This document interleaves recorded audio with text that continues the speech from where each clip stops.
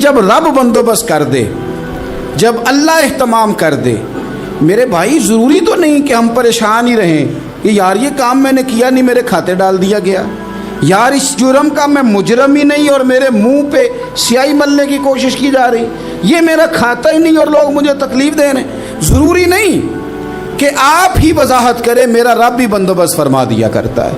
اور جو اہتمام اللہ کرتا ہے نا، جو بندوبست رب کرتا ہے، آزمائش آ جاتی ہے، بڑے بڑوں پہ آ جاتی ہے، لیکن بعض اوقات بڑی تکلیف ہوتی ہے جب اس بندے کو لوگ کٹہرے میں کھڑا کر دیں جس کا جرم ہی کوئی نہیں، اس شخص سے لوگ سوال جواب شروع کر دیں جس بیچارے کے خیال میں بھی وہ بات نہیں، پھر وہاں وضاحتیں دینا، نہ کردہ گناہوں کی وضاحتیں دینا، یہ بڑا بوجھ بنتا ہے، بڑی تکلیف ہوتی ہے، اور لوگ کرتے ہیں یہ کام۔ یہ ہمارے دور کا تقاضا ہے، لوگ پہلے آپ کو اپنے حق میں قائل کرتے ہیں، اپنی فرما برداری میں لانا چاہتے ہیں، اگر آپ نہیں آتے تو پھر وہ آپ کو مجرم قرار دے دیتے ہیں، یا میرے ساتھ چل ورنہ پھر میں تیرے خلاف پراپوگنڈا کروں گا۔ دو ہی باتیں۔ حضرت عائشہ صدیقہ رضی اللہ تعالیٰ عنہ فرماتی ہیں، ایک عورت تھی اور اسے نبی پاک صلی اللہ تعالیٰ علیہ وسلم نے وہ کلمہ پڑھ کے مسلمان ہوئی، مدینہ طیبہ آ گئی تو حضور نے مسجد نبوی شریف میں اس کے لیے مکان، ایک سادہ سا کمرہ ساتھ مسجد کے بنوا دیا، وہیں رہنے لگی۔ اکثر وہ سیدہ طیبہ کے پاس آتی تو حضرت عائشہ صدیقہ رضی اللہ تعالیٰ عنہ فرماتی ہیں وہ بڑی باتیں سناتی اور آخر میں کہتی وہ ہار والا دن بھی بڑا عجیب دن تھا اور میرے رب کی قدرتوں کا دن تھا، وہ بھی بڑا عجیب دن تھا۔ سیدہ عائشہ صدیقہ رضی اللہ تعالیٰ عنہ ایک دن فرمانے لگی کہ تو ہار والے دن کا بڑا ذکر کرتی ہے، وہ کیا دن تھا؟ تو خاتون کہنے لگی اماں جی وہ دن تھا جب میرے رب پر بھروسہ اور مضبوط ہو گیا، جس دن میرا اپنے رب پر توکل اور بڑھا، میرے ایمان میں یقین میں اور پختگی آئی۔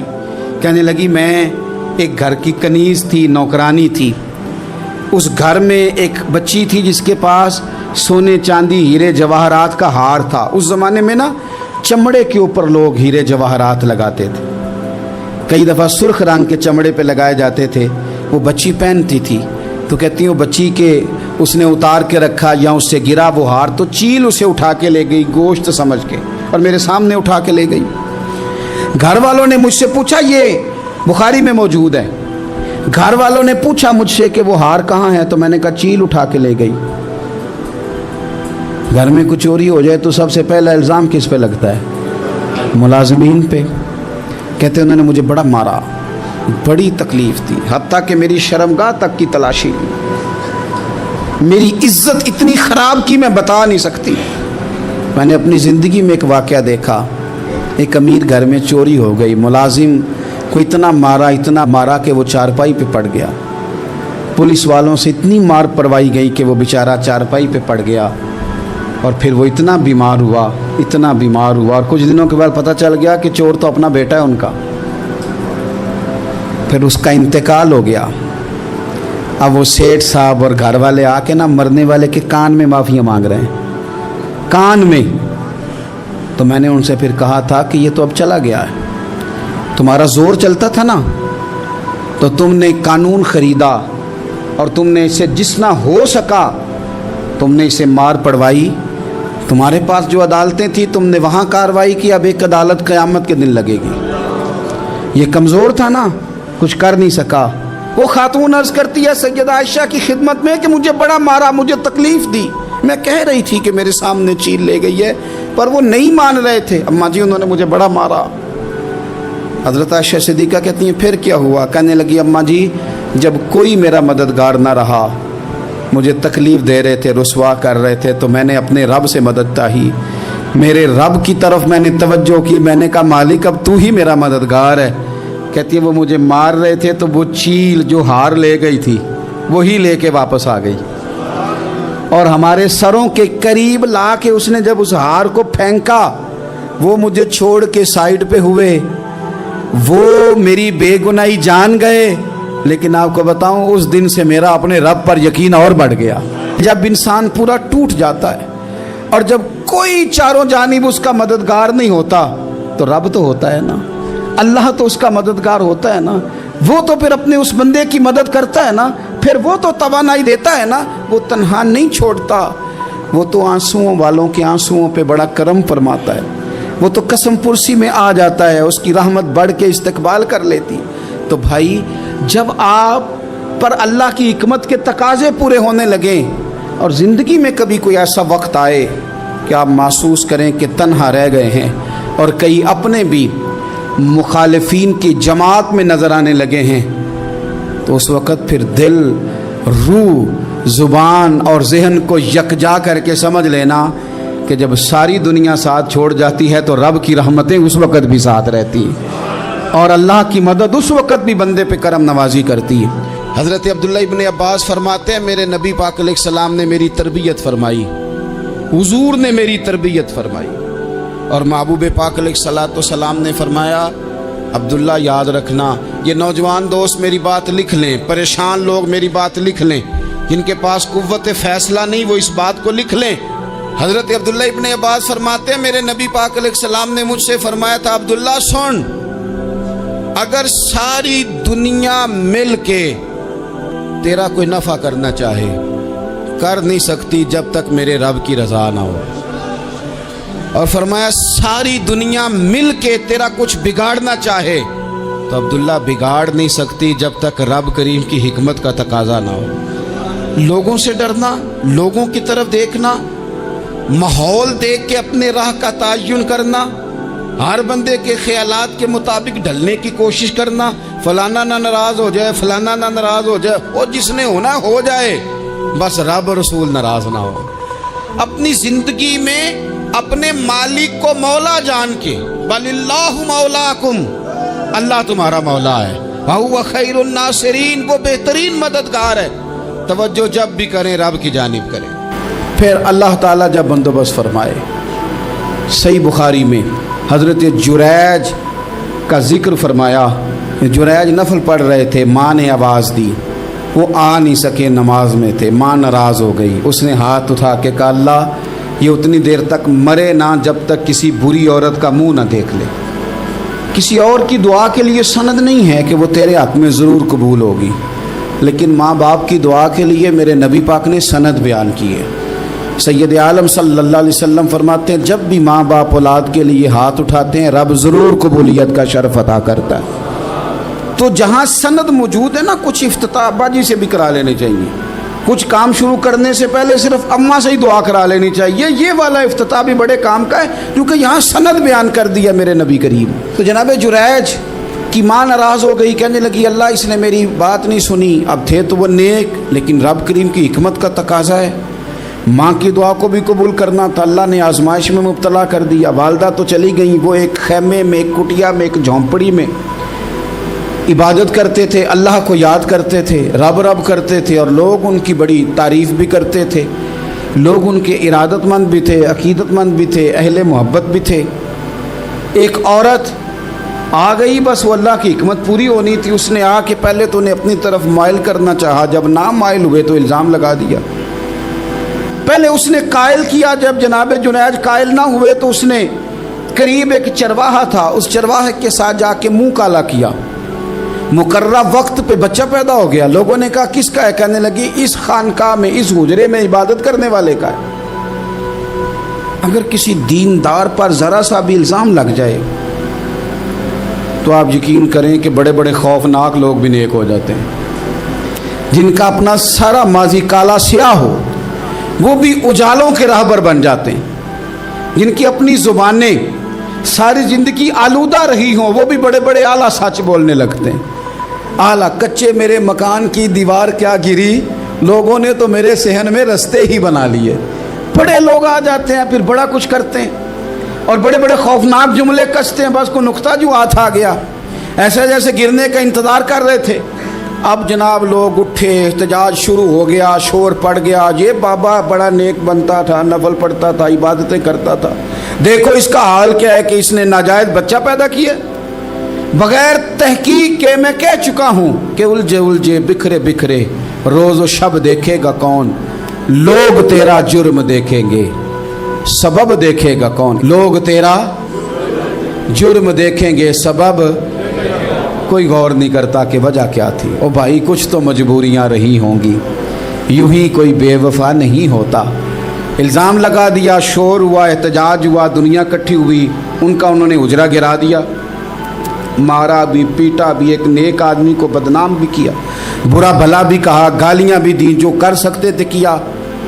اب جب سزا دینے لگے نا تو جناب جریج کہنے لگے تھوڑی سی اجازت دیتے ہو, مار تو تم نے دینا ہی ہے. کہا جناب ٹھیک ہے دیتے ہیں. انہوں نے کہا صرف 2 نفل پڑھنے ہیں.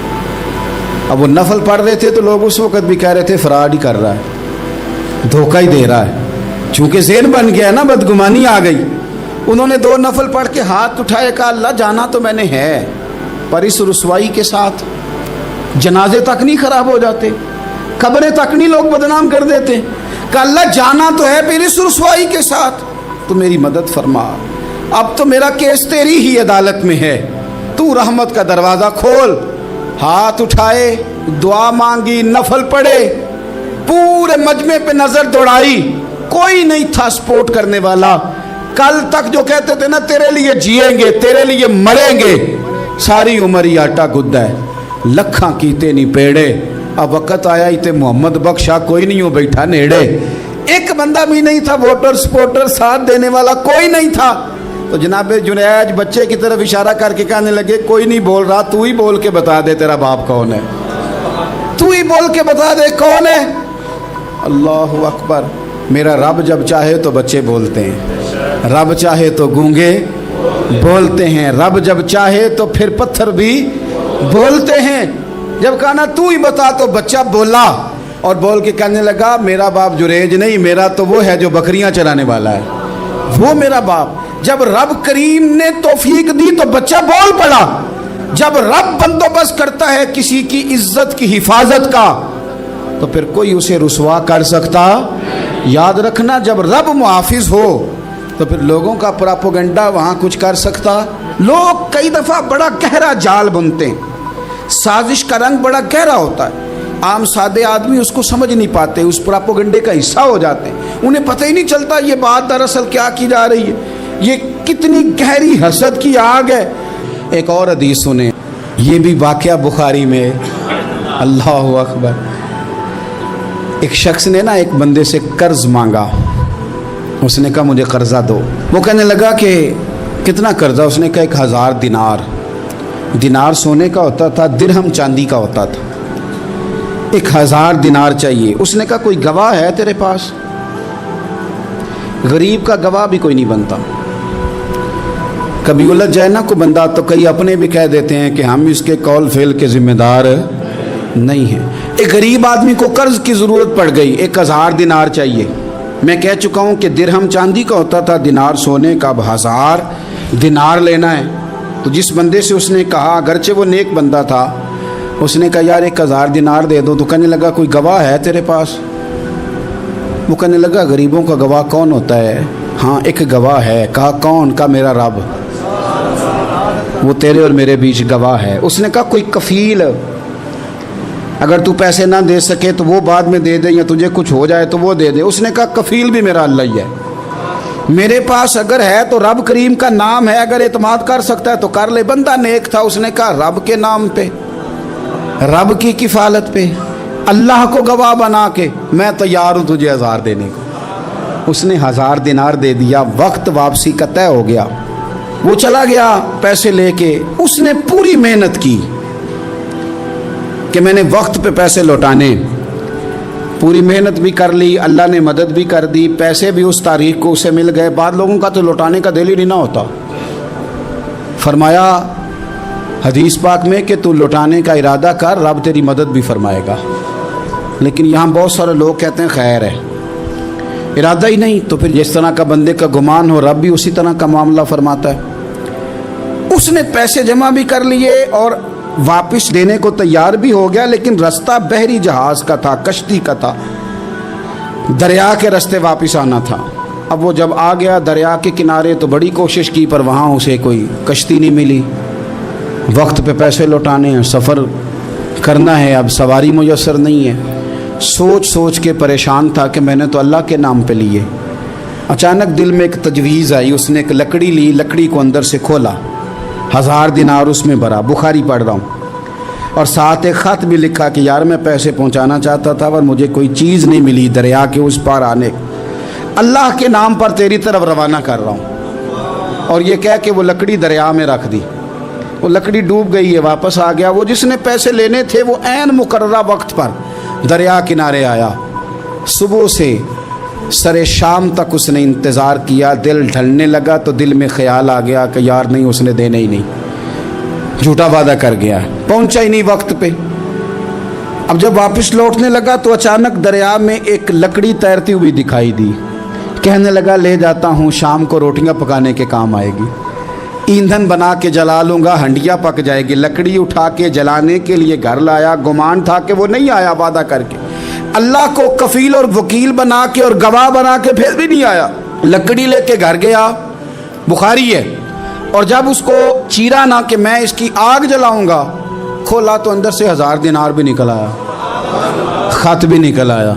अब ज़रा समझना, उसके दिल में बात किसने डाली कि तू लकड़ी में पैसे डाल दे? अल्लाह ने। उस बंदे को मुकर्ररा वक्त पे किनारे भेजा किसने? लकड़ी सिर्फ उसी के हाथ आई तो ये बंदोबस्त किया किसने?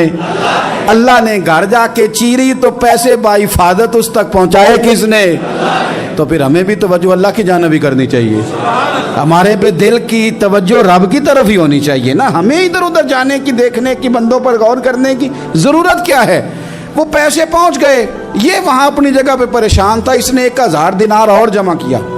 फिर दोबारा एक दिन दरिया किनारे आया, कश्ती मिल गई, बैठ के अपने उस भाई के पास आया, कहने लगा देखना मुझ पर बदगुमान ना होना, पैसे उस तारीख को भी जमा कर लिए थे, दरिया पे आया था पर कश्ती नहीं मिली थी, फिर मैंने ना लकड़ी में डाल के, खत डाल के तेरी तरफ भेज भी दिए थे, लेकिन आज मैं फिर लेके आ गया हूँ। वो कहने लगा खुश हो जा, जिस रब को तूने मेरा और अपना गवाह बनाया था उस रब ने मेरे तक पहुंचा भी दिए हैं। जब लोग अल्लाह को गवाह बनाते हैं, रब की जानिब अपनी तवज्जो करते हैं, अपनी चाहतों, ख्वाहिशात और अपनी सारी चिट्ठियां अपने रब करीम की रहमत की तरफ रवाना करते हैं, फिर अल्लाह अपने बंदों को मायूस नहीं करता।